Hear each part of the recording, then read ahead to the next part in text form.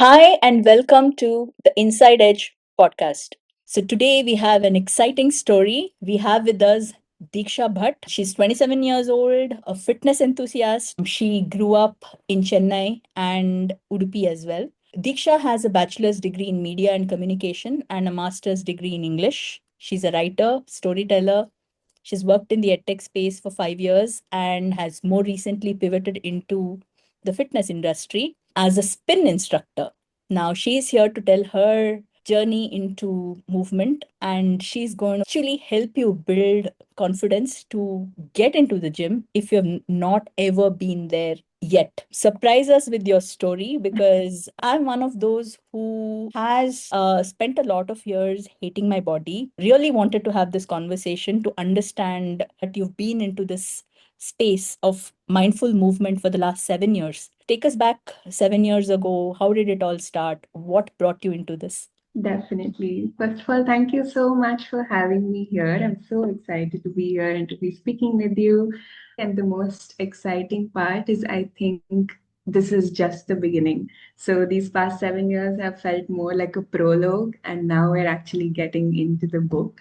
It's very ironic that right now I'm working in the fitness space because if you met me 7 years ago, I was the complete opposite. I was that person who back in school would skip PT class because I was just so intimidated by those spaces, even though I was just a kid and kids are just playing. It's not Yeah. so serious, it's not that intense. There's no heavy equipment, it's just outdoor spaces and trees Mm, and sunshine. But even then, I would just be so intimidated by all the people around me because somehow everyone seemed to know what to do and I mm, was very clueless, mm, and nobody really was there to teach you, okay, here's how you aim, here's how you shoot a basketball, or here's how you play badminton.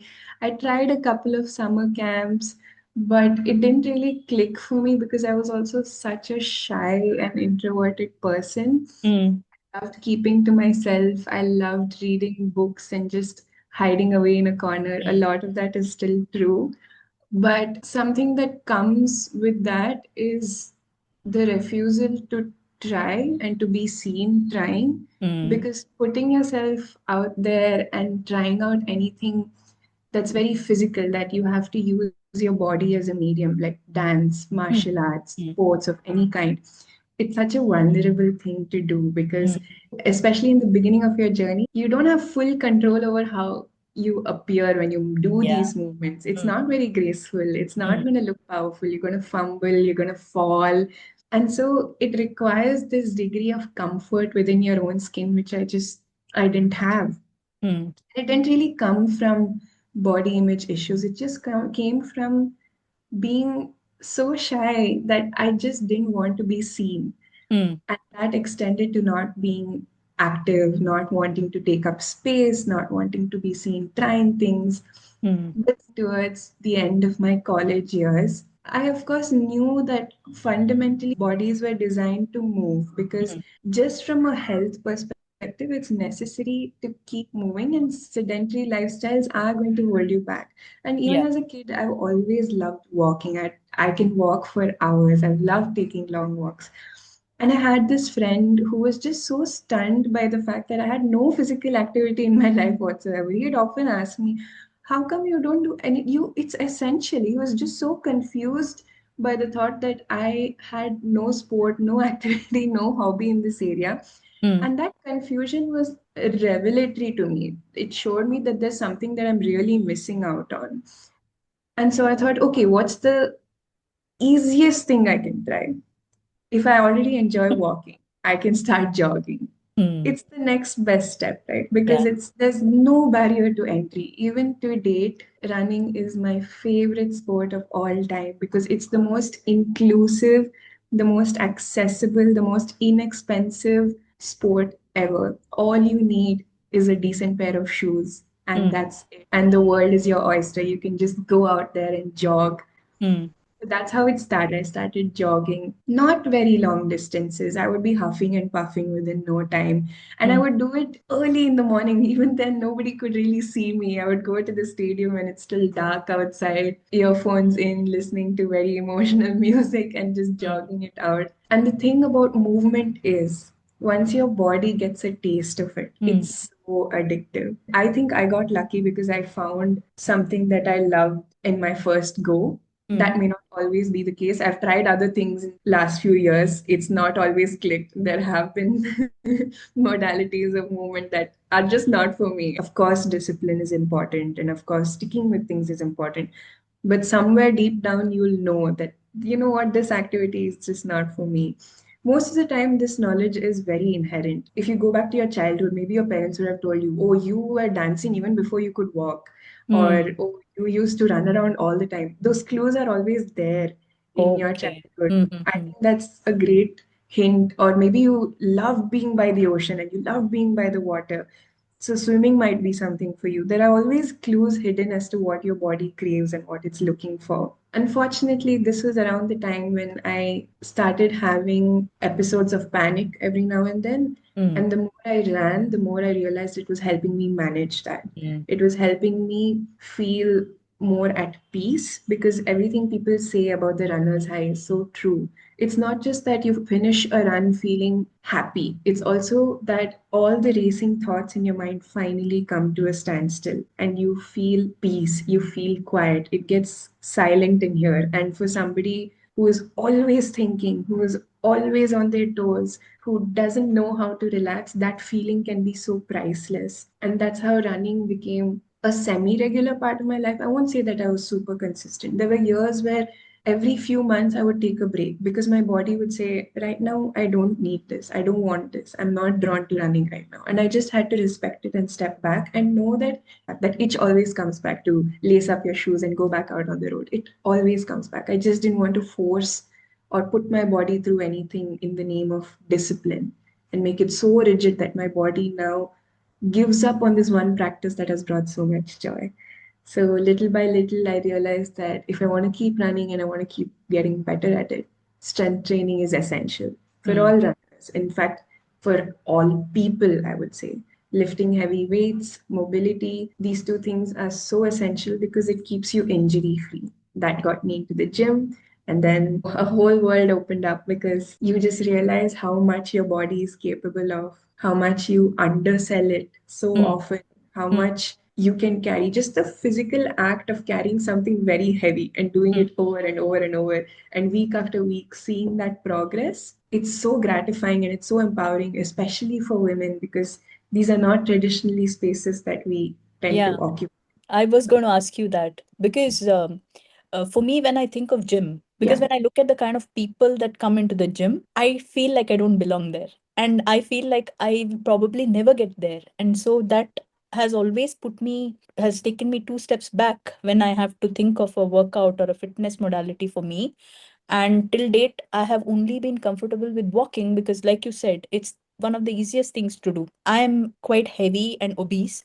So even entering a gym feels like a trauma for me, honestly speaking, with all the body image issues that I have. How do I break that? And how can we soften that part for people who have never been to a gym? yeah, Because when I look at those equipments, it scares me. When I look yeah, at the kind of people that come there, that also scares me yeah, because the idea of going to a gym and I look at them and it's more about appearance, and that's the kind of thing that has hit of me course. very hard. Yes, that is so valid. I've experienced this myself. Gyms are intimidating. It's not just the people, right? Even the way they're structured, sometimes it's dark and there's like harsh lighting. There's no windows are open. You can hear grunting and heavy machinery. It's not the most welcoming of spaces at the outset. And this is what I would hope everybody holds on to when they think about starting their fitness journey. Everybody belongs in the gym. It does not matter how we look, how much we weigh, what our physical capabilities currently are. Fundamentally, this is a fact. Everybody belongs there. Everyone who's there has paid the same fees, has taken the same amount of time out of their schedule, has shown the same amount of dedication to show up for themselves, everybody deserves space and everybody deserves to be treated with respect at the gym.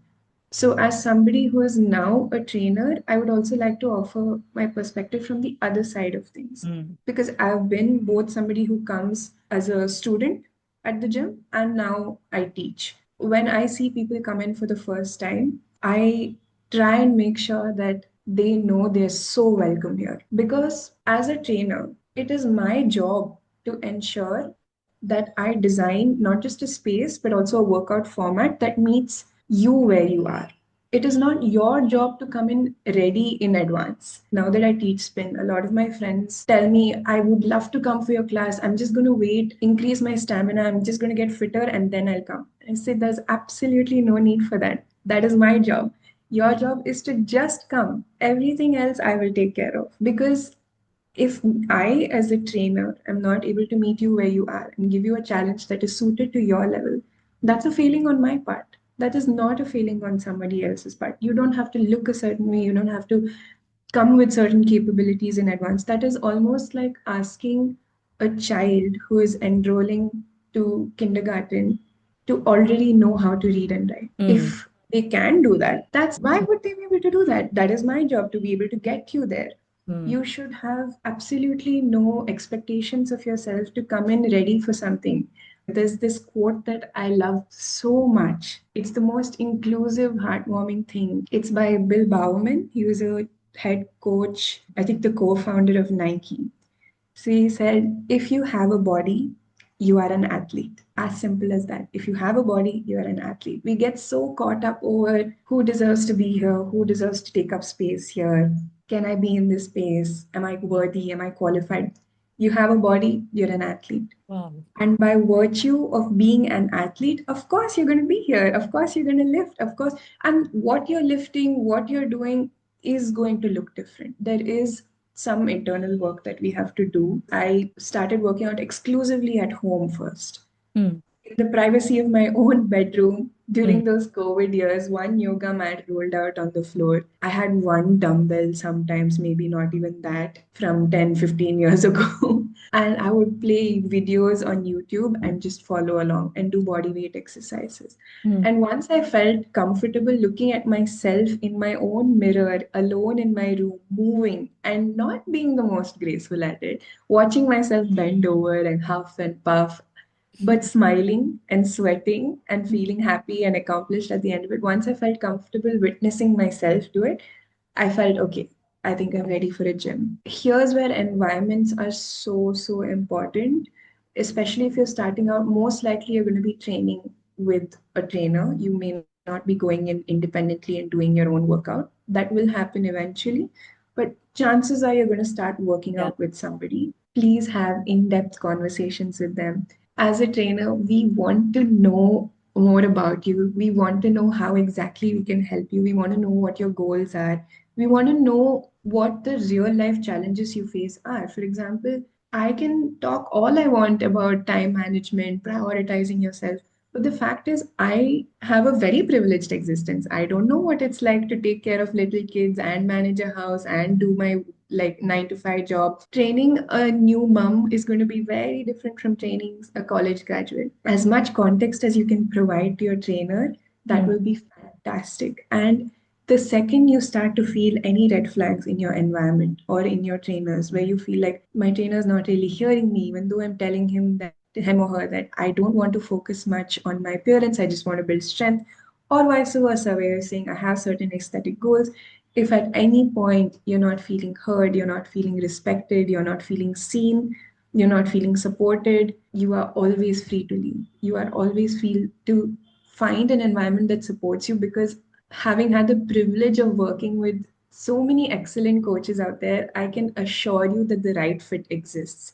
Sometimes it's just a matter of finding it, Mm. finding that perfect match. The most practical piece of advice that I can offer is that when you're at the gym, everyone is so focused on their own workout because everybody is super busy. Everyone is clocking in like 1 hour between shifts and meetings and Mm. childcare and this and that.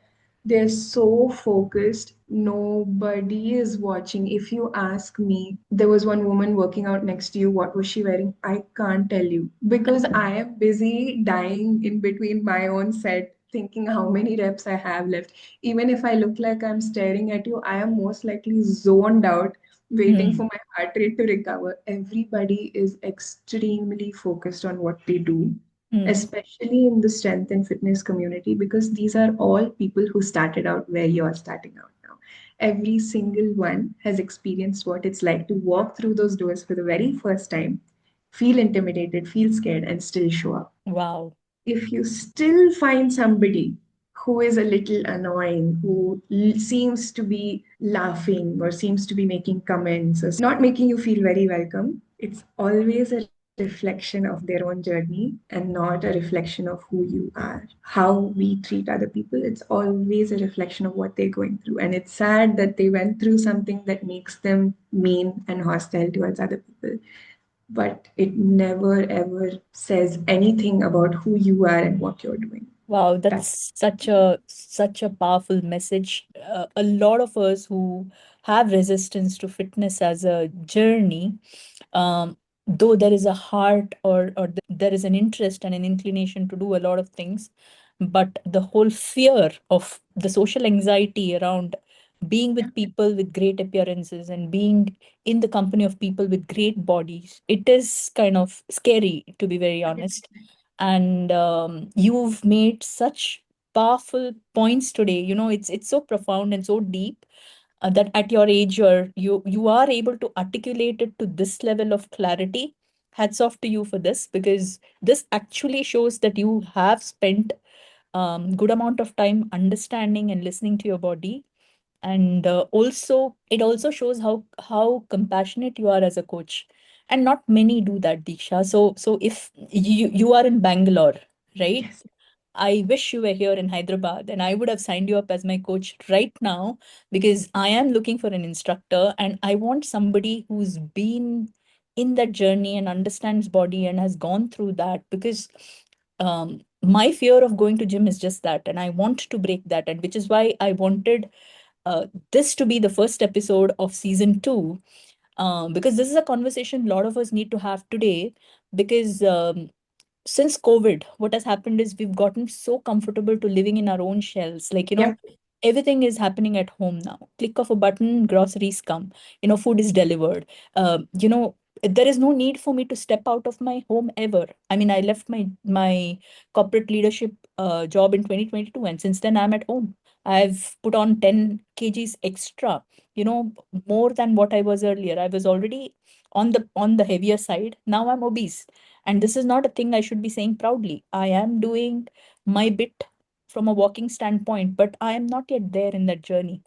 And the only thing between me and, getting into gym is finding the ideal fit of a trainer. In fact, my husband's closest friend is a trainer, and he's asked me to come to the gym so many times. I have still not gone, and that's on me, right? And that point that you made, that everybody is so busy in their own worlds that, nobody's bothered about how you're looking. Maybe I'm going to take that piece of advice and just move ahead. Because for me, the whole part around body image and that anxiety has been the roadblock. Last year, when I, sat down with myself to fix the inner world first, yeah, because once you get rid of that emotional weight is when you can actually want to progress and do yeah. something. That has helped me in my healing journey. But just losing the emotional weight is not going to help. I have to now work on the physical part as well. And I really wanted to accelerate that journey. And this conversation is really helping.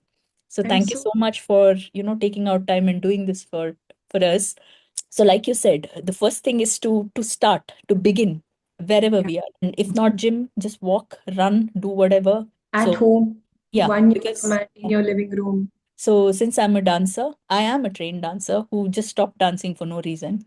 So maybe I get back to dancing, and then when I feel comfortable, just walk into a gym and let's see. But this is a very interesting conversation. Now I want to know from you, there are a lot of times we start a journey and then we it doesn't become sustainable. How do Mm. you get movement and fitness to stick, right? What do we do? I would be lying if I said that, 7 years ago I put on a pair of running shoes and then I never looked back. Big fat lie. That is just not the case. In 7 years of running, there's every single year there's been at least a month or two where I do not run 0 kilometers. I wouldn't have stepped into a gym. The first thing to understand is that when we think about sustainability and consistency, because that's such a loaded term, you heard the word consistency, and suddenly the image that you have is that you have this habit tracker where every single day is Yeah. ticked. Every single day there is some activity. Today I ran, tomorrow I swam, Wednesday I went and lifted, Thursday I went to the moon. It's And just 10K steps and, 10K steps. 5 kg weight loss and, the whole idea is Exactly. so scary. It's so overwhelming. It's so heavy that, of course, it's going to fail.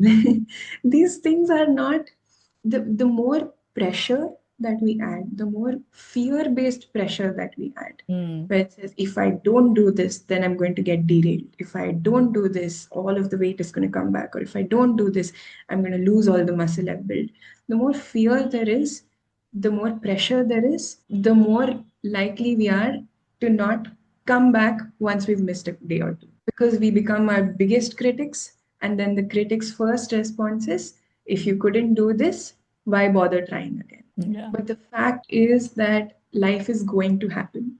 Your best laid plans, if they are following a half marathon plan, couch to 5K, whatever it is, life will happen. You're going to fall sick. You're going to have events to attend. You're going to have commitments. You're going to have to take care of other people. Maybe your mental health is not doing too well. It might be hard to get out of bed some days. Yeah. It's okay. The thing that I saw this somewhere on the internet. It said it's not a question of if, it's a question of when. When these things happen, what is the plan to get back? Mm. When these roadblocks happen, because if you think of it as if I fall sick, then it's like we're not prepared. But actually, roadblocks are going to happen. It's a part of life. Let's say you start when you're 30, 40, 50. For the next 30 years you want to keep going. There's no way every single day. There are incredible people who have beautiful streaks of years and years of doing their practice, which is amazing. They are built of different material. But for most of the time, it's just that sustainability, what really helps is zooming out. On the whole, let's say this week or this month, have I taken care of my body? Have I moved in ways that bring me joy, that strengthen me, and that help me build community? Mm. Because the community angle is so helpful. That's why run clubs are so popular these days. Mm. Mm. Set your alarm for 5 a.m., show up all by yourself when it's still dark and it's cold, it's a winter morning, very hard. You know, three other people are waiting for you. They're going to call you if they don't see you, and they're going to say, hey, where are you? You're going to be there. So, community is such an important angle when it comes to sustainability, because the kind of people that you surround yourself with, they're going to define the kind of values that you have. So if you are always around, if not always, if you make the time to be around people who prioritize their health, who prioritize movement in a very non competitive but supportive way, where all of them have their own stories. It's so inspiring. I've been to some of these run clubs where these are women with successful careers and two kids. They wake up at 5 a.m., they manage to pack their kids' lunches, do this and that, and they still come, and I'm standing there like, oh, and this is so inspiring. I just have to take care of myself. So being around people can give you the inspiration. I've been around runners who are 65, 70 years old. They're just getting started. They're overcoming injuries. They're overcoming setbacks. They're willing to be beginners again in a room full of young people. They're willing to say, actually, I don't know, teach me. And that's Wow. amazing. So community is so important. Joy is so important. You cannot sustain something you do not like. I will always repeat this. People ask me, "No, I hate running. I've tried it a couple times. I hate it. How do I become a runner?" I say, don't, don't become a runner. Don't force it. You can do so much. The miracle of living in this body is that it can do so much. You can swim, you can dance, you can hula hoop, you can do yoga, you can do interpretive dance, you can do martial arts, you can just walk, you can hike. There's so many options, and finding what truly resonates with you, that's the most important thing when it comes to building sustainability. I tried swimming. I did not like it. I will go back to it eventually because it's a life skill that I think everyone should have.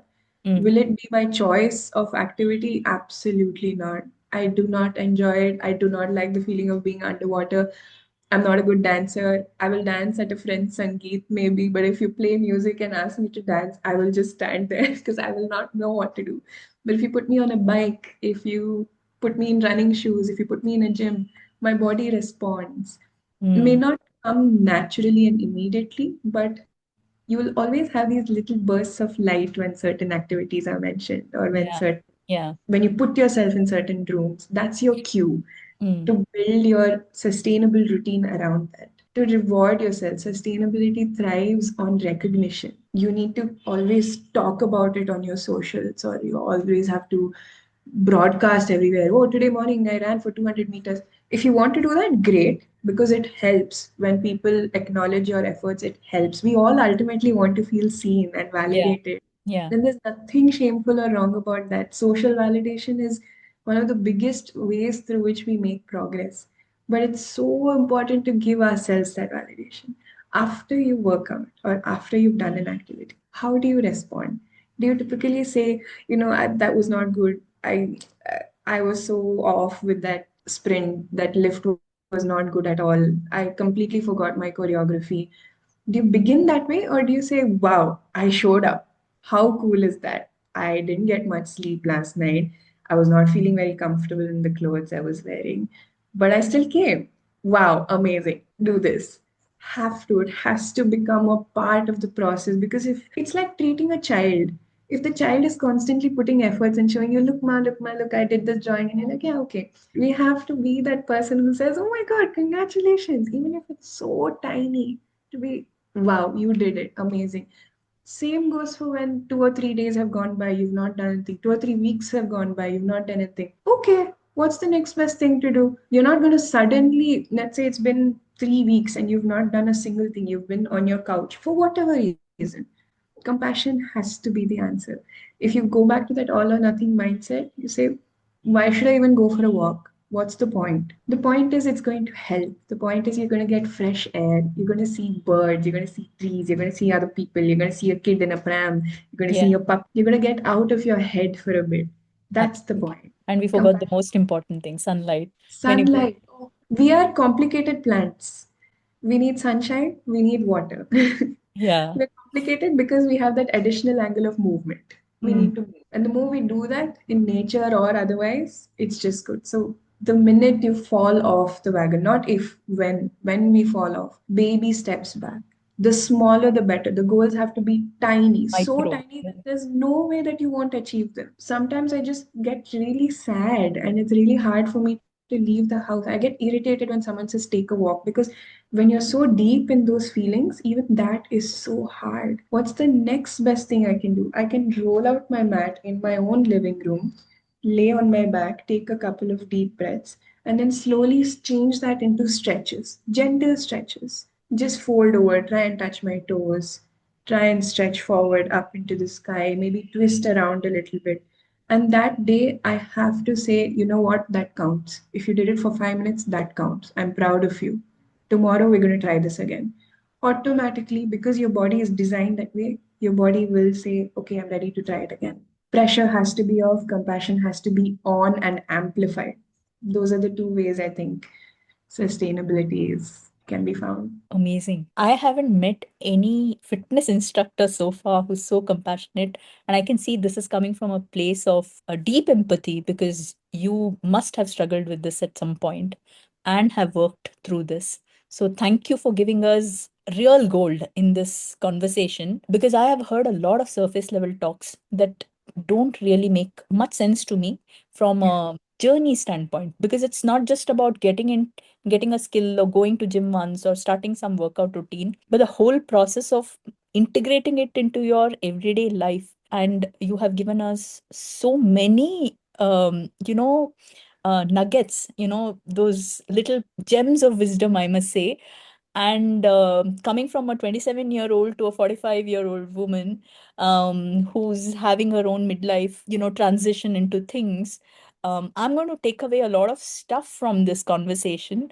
A lot of times, the inner critic in the head is what we need to tackle. And you made a very valid point there. So it's very important that we show that kindness and show that light on ourselves, shine it on our own selves before we go around, spreading love outside. Wear your own oxygen mask first, Yes, yes, and then yeah, save that energy for yourself. So that's a big takeaway for me from this conversation, also because spoken about my body image issues, and what helped me was a deeper understanding of what body actually is. But I want to yeah, hear from you on what other things can people do.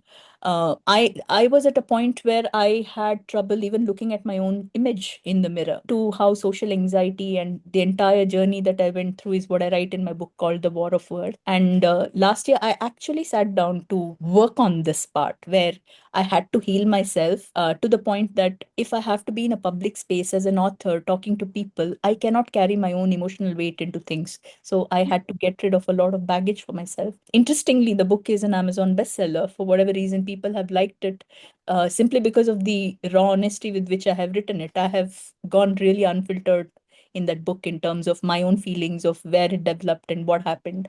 And what I realized is, I mean, it's hard to love something that you will not accept. So for yeah, me, if body image was a concern, yeah, and I did not love myself as a person, or I did not love the body, then how would I accept it, right? So, honestly, for me, it was a deeper Vedantic understanding of the body that actually helped me get out yeah, of it. When I yeah, stopped looking at body as an instrument of appearance and started realizing that body is a lot more than that. yes, Understanding the three levels of body and the physical, the subtle, and the seed body is yeah. what fixed the whole thing for me. Moving away from body anxiety, is there anything that any concept that you want to talk about? Or Yes, so I firstly I'm not surprised at all that the book is made it to the bestseller list because anytime anyone speaks with so much, like you said, rawness, vulnerability, truth, unmasked, unfiltered, we're never alone in the things we experience. So other people see themselves in the stories that you've said, and then we realize that actually we're all going through this together, same sort of thing, yes, connected. yes. I have not experienced the kind of issues that you've described in terms of body image, in the sense that it has not been challenging for me to accept the way my body looks. But I'm just choosing my words very carefully here because I Yeah, understand that this it's whole a topic sensitive subject. requires Yeah, a yeah. lot of care and a lot of mindfulness. So please excuse me as I go through this very slowly in my mind. I remember writing about this once that just because I'm so interested in the fitness space, I'm also interested in the idea of body image. And I've done a lot of reading on body dysmorphia, about eating patterns, and things like that. And when I heard about the concept of body dysmorphia and having body image issues, I realized that what I have is the mental health equivalent of that, Mm, where I find it really hard to accept how my mind works and how my mind appears because it's not always pretty in here. It's not, it doesn't feel beautiful. mm, It's taken, especially like I mentioned, because of the panic episodes and because of feeling anxious and having periods where I'm deeply sad. These are things that have not always made it easy for me to talk about my mind with pride. But what helped was realizing that my mind does so much more for me than I mm. realized. It, That's true. um, I'm directly recalling from what I wrote. It remembers all the birthdays of the people that I love. It remembers the things that I studied. It helps me navigate the world and it helps me live this life. And this is the mind I've been given. Whether I love it or not is now a choice that I get to make because for life, this is the mind I have. There's no switching, there's no swapping. So maybe you can tell me if this analogy makes sense or not. But I feel like it's a lot it's very similar to our bodies. This is the one home we have. It's the one home we'll always have from day one Yeah. all the way until we close our eyes for the final time. So it's our responsibility to make this feel like a nice, safe, happy place. And that may not look conventionally attractive, but it Mm. doesn't have to be. It doesn't have to be. It So doesn't true. have to be.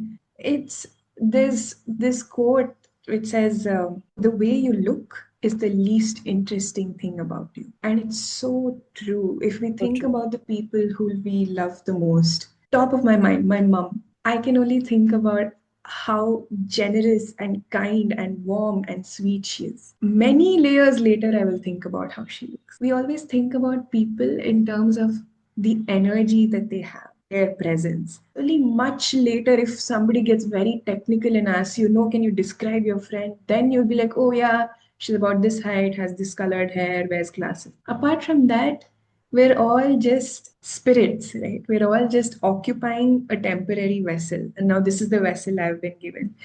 And just like the way I take care of my house, where I sweep it, I mop it, I do the dishes, I have to maintain this body because it's the only one I have. Mm. Whether I enjoy it or not is not doesn't matter.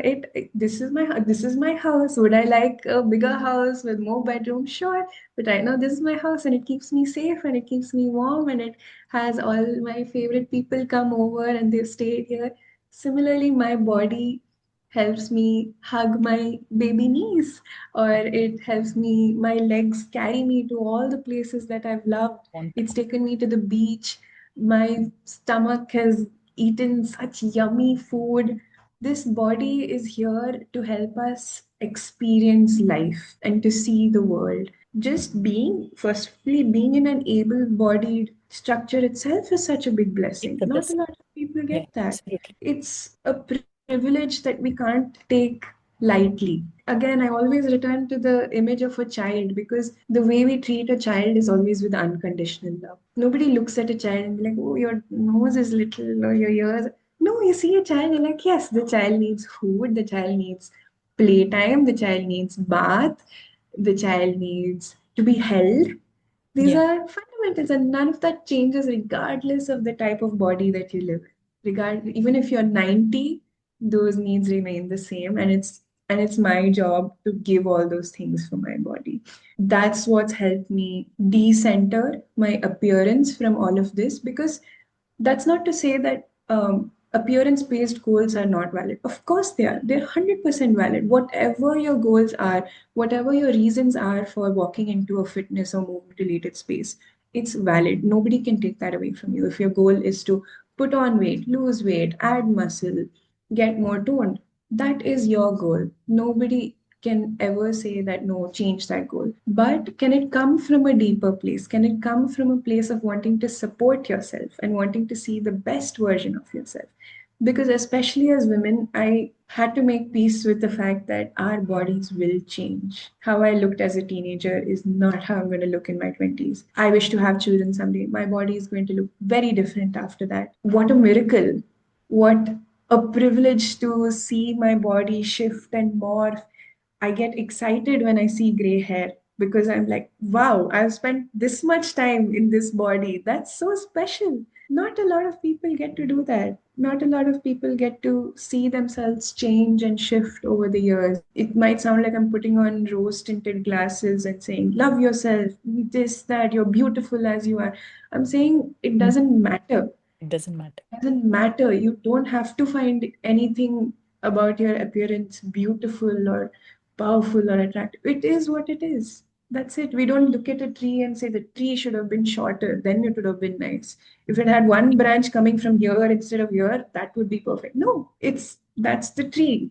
That's how it is. Last year, just for fun, I thought, this year I want to get in the best physical shape of my life, where I want to have muscle, where I want to look shredded, I want to look the part. I can't tell you how quickly that goal faded. It's not as interesting as developing your mind, developing your heart, Art. developing your strength. Of course, if somebody gives me a compliment, I'll feel happy. I'm not saying that, oh, I'm so evolved, I'm so that beyond all of this, that if somebody even brings it up, I'll say, no, this doesn't matter. It matters, but not to the point where it governs anything.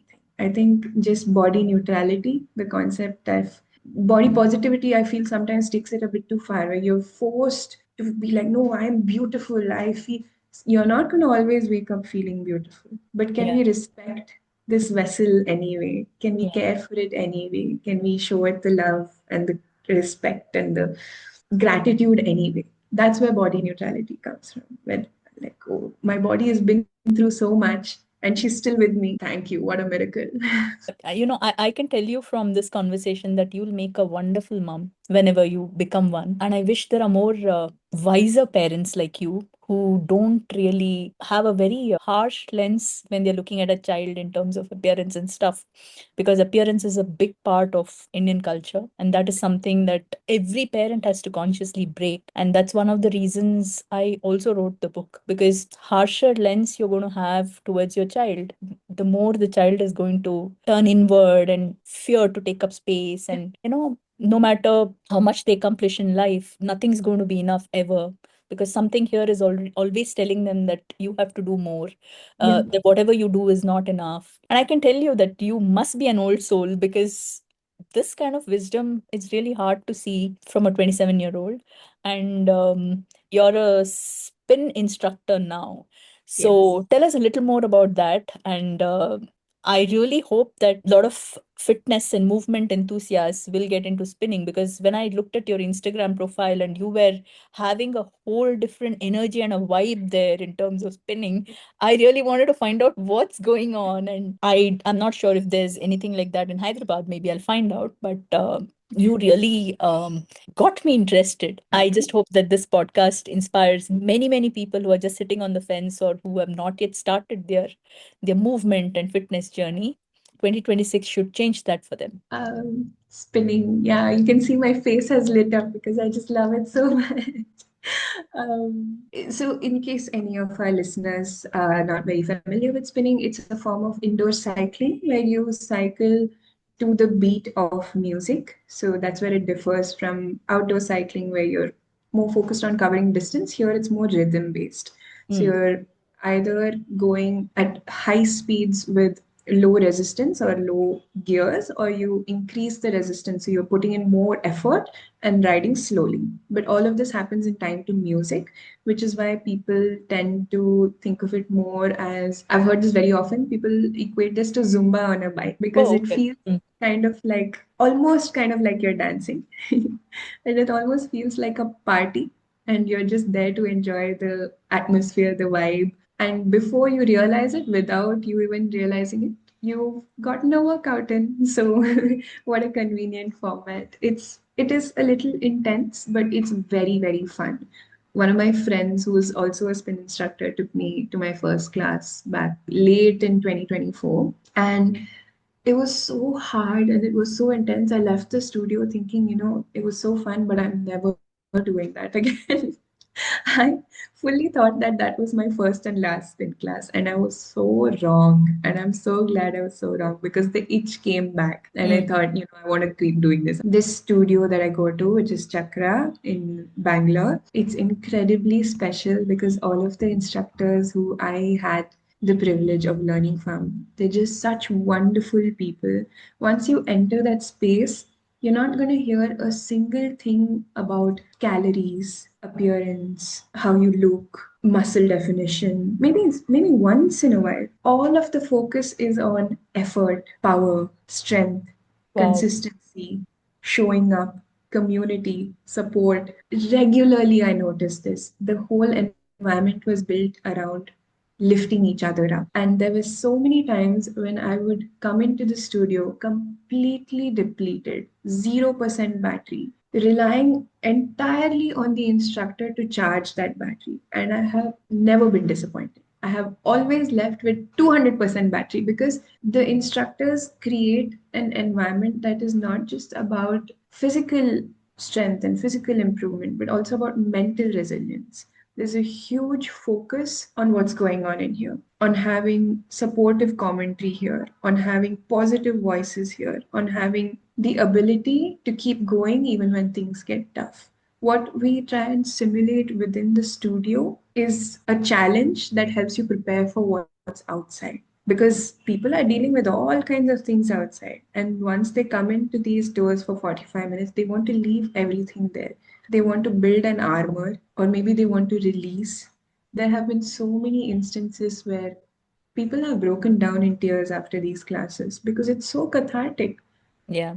There's, of course, biological, spiritual explanation to this, which is that our body stores energy, our body stores emotions, Yes. our body Needs a stores, release. in some cases, trauma, in some Yes. cases, Yes. repressed memories. And when you move, all of that energy starts moving, and sometimes it releases. And I have been that person who has cried on the bike and thought, what is going on? I was fine. Where is this coming from? And where it's coming from is that you hear one word, one phrase, one sentence that just clicks, and then your whole worldview changes. So I fell in love, head over heels in love with that studio. It was all, I was obsessed. All I could think about was my instructors have given me so much. They've helped me so much in becoming confident, in having more belief in myself, in taking up space. I'm a different person on the bike. I am different. All my friends who see my stories and who have been to the classes, they tell me like this does not seem like something you would do, because even now I'm still the person who sits in my living room and reads books and in bed by 10:30. Don't really hang out very much. My This is my idea of party, green tea and like a nice journal to write in. But I believe that we all have alter egos within us. There's no such thing as one personality. It's not always so cohesive. There's always different versions of you that come out based on the environments that you put yourself in. So on the bike, I'm very loud. I am very I'm very emotive. I use my hands a lot. I'm very extroverted in the studio where I love talking to people. I love chatting with our riders and just figuring out what their goals are, what they enjoyed, what they didn't like. A different version of me came out there, and it was a version I liked. I'm not saying that that's the person I'm not going to keep that switch turned on throughout. Mm. This is still me. That Mm. is still me. They just exist in separate spaces. Separate That's my spaces. alter ego. This is me. And it's one of the most fulfilling things because people come up to you and tell you, that changed something for me. That made me think of something differently, or that set the tone for my week, or that felt therapeutic in some way. The most gratifying thing in the world to help somebody feel that way. Because we can't I can't thank my instructors. They did things for me that I can't just say thank you and it won't cover it. What I can do is pay it Pay it forward. forward. Yeah. I can help somebody else because I know what it's like to come into that room feeling like my world is shaking. I need one source of strength and then step out feeling like a different version. And I'm not saying spin is the answer. These different activities for some people, football, right? It's almost like a religion. They feel Mm. so deeply about it. 7 years back, I never understood why people would feel so emotional about these things, but that's the fact. Movement is emotional. It's just as emotional as it is physical. And when I found spin and when I realized that this is what I want to do, it was a lot of synchronicities, very serendipitously. Studio was looking for more instructors. Everything just clicked in place fast, fast, fast. I Mm. got my training in, and now since Jan, I've been teaching, and it's been amazing. It's not without its challenges, but I love the challenges also. So that's spin. Amazing. What I'm taking out of this conversation is your environment and the belongingness is a very big part of any journey, including fitness. So, the moment you find your own tribe in terms of where you're comfortable, I think a lot of things are going to fall in place for anybody who wants to get into the space. So, thank you so much for taking out time to talk to our listeners. This was a very important conversation, and I wanted to start the season with mindful movement. A lot of trainers can teach fitness, but I think that mindfulness piece, I think that is very important, and you brought that point out so beautifully. Otherwise, only those people with great bodies will keep going to the gym, and the ones that are hesitant like me will never make it there. So, Chakra sounds like a very interesting space. And more power to you and to all the trainers who are training there and impacting lives.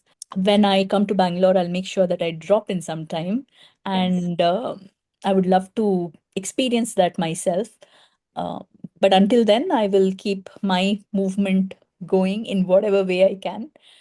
Dance, jump, hop, skip, whatever. But this year, I commit publicly that I'm going to make a change in my life. Let's all live the best lives and access the best versions of ourselves. You accessed your mind through your body, and I am accessing my body through my mind. So, the conclusion that we can draw through this conversation is that the mind and body are not two separate entities, they're very closely integrated. And the more we listen to the cues in the body, through the body, you can access the mind, through the mind, you can access the body. We just have to be more open, conscious of what's happening inside, and most of the things do fall in place. Pleasure talking to you, Deeksha. I think I couldn't have asked for a better opening for this season. Thank you so much. And to all the listeners who are listening today, this is the Inside Edge podcast. We want to bring more interesting stories, careers, crucial conversations, and humans of change. So, this was Deeksha Bhat today on our podcast. And let's get 2026 to become the best year of our lives. Thank you so much. Thank you so much. It was so great to be here. It was such an honor. Thank you.